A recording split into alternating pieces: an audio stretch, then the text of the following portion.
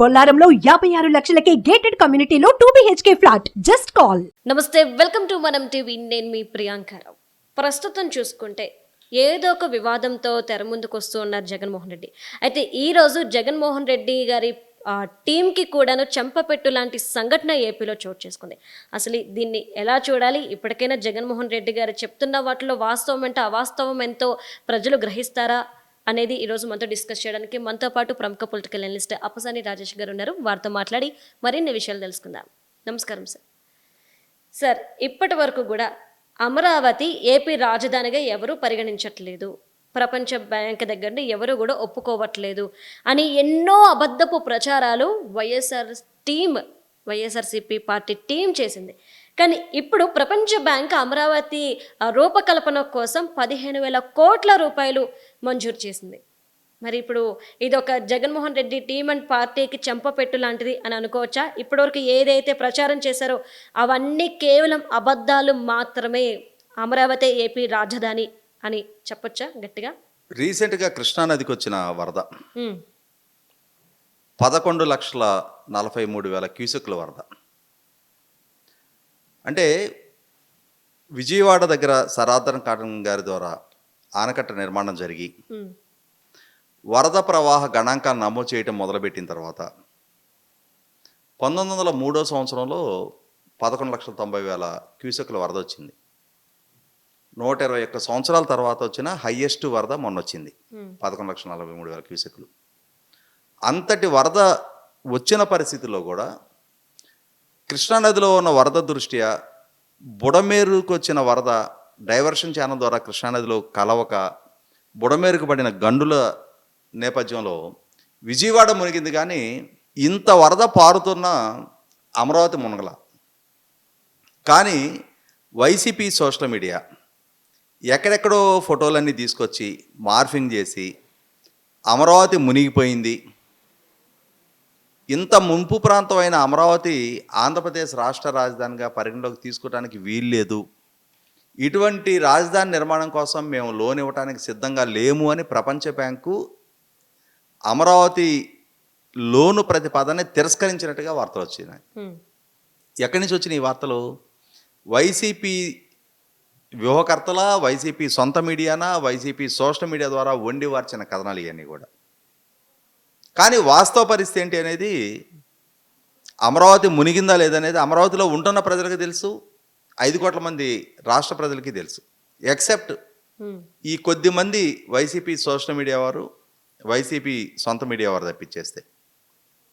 ఇక్కడ 5 సంవత్సరాల పాటు జగన్మోహన్ రెడ్డి గారి ద్వారా తీవ్ర వివక్షకు గురైన రాష్ట్ర రాజధాని దశాబ్ద కాలం క్రితం ఉమ్మడి రాష్ట్రం నుంచి ఆంధ్రప్రదేశ్ ఒక ప్రత్యేక రాష్ట్రంగా ఏర్పాటు జరిగి, ఒక ప్రత్యేక రాష్ట్రంగా ఏర్పాటైన రాష్ట్రానికి రాజధాని నిర్మాణం కోసం ప్రతిపాదనలు సిద్ధం చేసుకొని రాజధాని నిర్మాణాన్ని మొదలు పెడితే 5 సంవత్సరాలు పరిపాలన చేసిన జగన్మోహన్ రెడ్డి గారు తీవ్ర నిర్లక్ష్యాన్ని ప్రదర్శించి ఒక్క అడుగు కూడా ఆ పనులని ముందుకు కదలనివ్వకపోయారు. విధ్వంసాన్ని సృష్టించారు. అక్కడ ఆయన ఒక చెట్టడవిని పెంచి పోషించారు. 5 కోట్ల మంది ప్రజలు మా రాజధాని ఇది అని చెప్పుకోలేని దుస్థితిలో కొట్టుమిట్టాడారు. అక్కడ ఒక సమగ్ర రాజధాని నిర్మాణం జరిగితే ఆ రాజధాని వల్ల యువతకి ఉపాధి అవకాశాలు తగ్గడానికి ఆస్కారం ఉంటుంది, ప్రభుత్వానికి ఆదాయం సమకూరటానికి ఆస్కారం ఉంటుంది. కానీ ఆ దిశగా అడుగులు వేయాల్సిన ప్రభుత్వం, పాలకుడు ఒక రకంగా ఉన్మాదాన్నే ప్రదర్శించారు. రాష్ట్రానికి రాజధాని లేకున్నా పర్వాలేదు అని చెప్పని ఒక నిర్లక్ష్య ధోరణి ప్రదర్శించారు. ఇటువంటి స్థితిలో వీటినన్నింటినీ పరిగణలోకి తీసుకున్న ప్రజలు జగన్మోహన్ రెడ్డి గారిని మొన్నటి ఎన్నికల్లో శిక్షించి కూర్చోబెట్టారు. ప్రతిపక్ష హోదా కూడా దక్కని స్థితి కల్పించారు. ప్రజల నమ్మకంతో బాధ్యతలు చేపట్టిన ఎన్డీఏ రాష్ట్రంలో, కేంద్రంలో 2 చోట్ల వాళ్ళ ప్రభుత్వాలు ఉన్న నేపథ్యంలో మొన్నటి కేంద్ర బడ్జెట్లో అమరావతి నగర నిర్మాణం కోసం 15,000 కోట్ల రూపాయలు కేటాయింపులు చేశారు. ఆ చేసిన కేటాయింపులు కూడా ప్రపంచ బ్యాంకు ద్వారా రుణం ద్వారా మేము ఏర్పాటు చేస్తాం, ఆ రుణాన్ని మేం చెల్లిస్తాం. వాస్తవంగా ప్రపంచ బ్యాంకు ద్వారా ఏర్పాటు చేయబడుతున్న ఈ రుణంలో 90% కేంద్ర ప్రభుత్వం, 10% రాష్ట్ర ప్రభుత్వం భరించాలి. అయినా సరే కేంద్ర ఆర్థిక శాఖ మంత్రి గారు స్పష్టంగా చెప్పారు, రాష్ట్ర ప్రభుత్వం ప్రస్తుతం ఉన్న ఆర్థిక స్థితిగతుల్లో ఆ 10% కూడా మేమే భరిస్తాము అని చెప్పని. అంటే ఇక్కడ ఏ రూపంగా అయినా సరే రాష్ట్రానికి వస్తున్న ఈ డబ్బు రాష్ట్ర ప్రభుత్వానికి పూర్తి స్థాయి గ్రాంట్గానే పరిగణించాలి. ఎందుకంటే అప్పు రాష్ట్ర ప్రభుత్వం చెల్లించట్లా, రాష్ట్ర ప్రజలు చెల్లించట్లా. కానీ జగన్మోహన్ రెడ్డి గారి సొంత మీడియా, వాళ్ళ సోషల్ మీడియా ఇది రాష్ట్ర ప్రజల నెత్తిన కేంద్ర ప్రభుత్వం ద్వారా మోపబడుతున్న గుదిబండ తప్ప, రుణభారం తప్ప ఇది గ్రాంట్ కాదు అని చిత్రీకరించే ప్రయత్నం చేశారు. కానీ వాళ్ళ పాలక పాలు నీళ్ళకు నీళ్ళుగా నిజానికి అసత్యానికి మధ్య ఉన్న వ్యత్యాసాన్ని తేడతెల్లం చేస్తా ప్రపంచ బ్యాంక్ నుంచి ఒక విస్పష్ట ప్రకటన రావడం జరిగింది. సహజంగా ఏ రాష్ట్రం అయినా సరే ప్రపంచ బ్యాంక్ నుంచి రుణం పొందాలి అని అంటే ఆ ప్రొసీజరల్కే 1 సంవత్సర కాలం పట్టుద్ది. కానీ ఇవాళ కేవలం 3 నెలల్లోనే లోన్ డిస్బర్స్మెంట్ నిర్ణయం కూడా జరిగిపోయింది. నవంబర్ 15వ తారీఖు రోజు మొట్టమొదటి విడత 25% 3,750 కోట్ల రూపాయలు తొలి విడతగా మంజూరు చేయడానికి ప్రపంచ బ్యాంక్ నిర్ణయం తీసుకోవడం జరిగింది.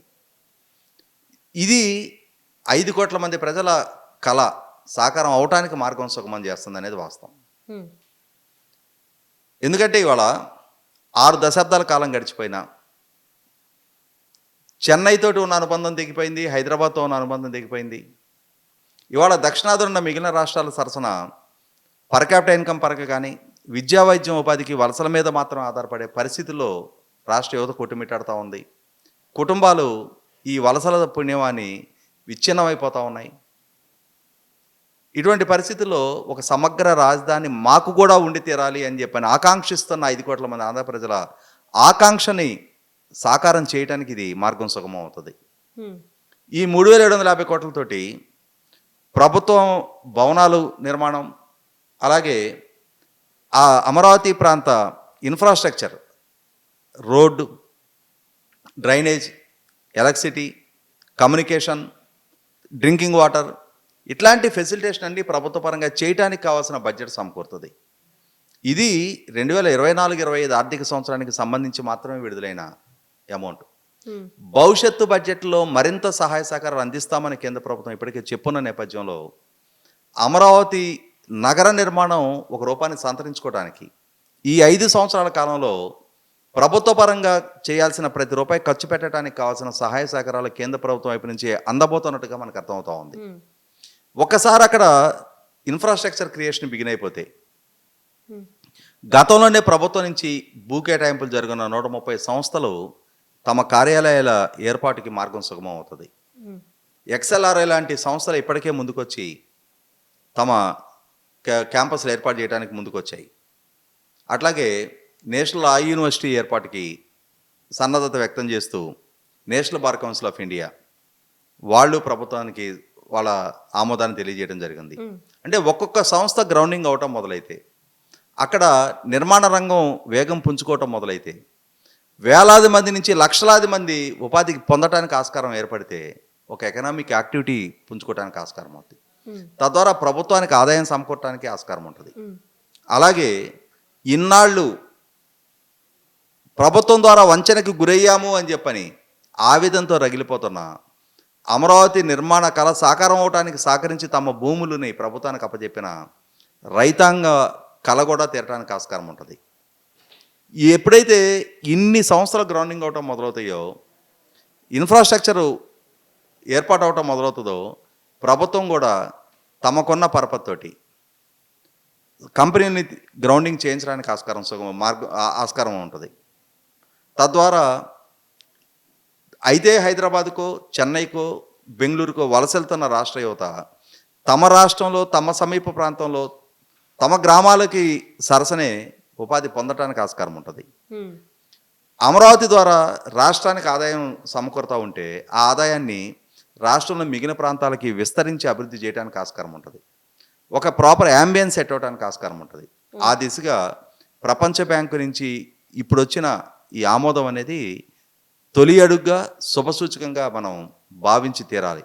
Okay, right. Thank you so much sir.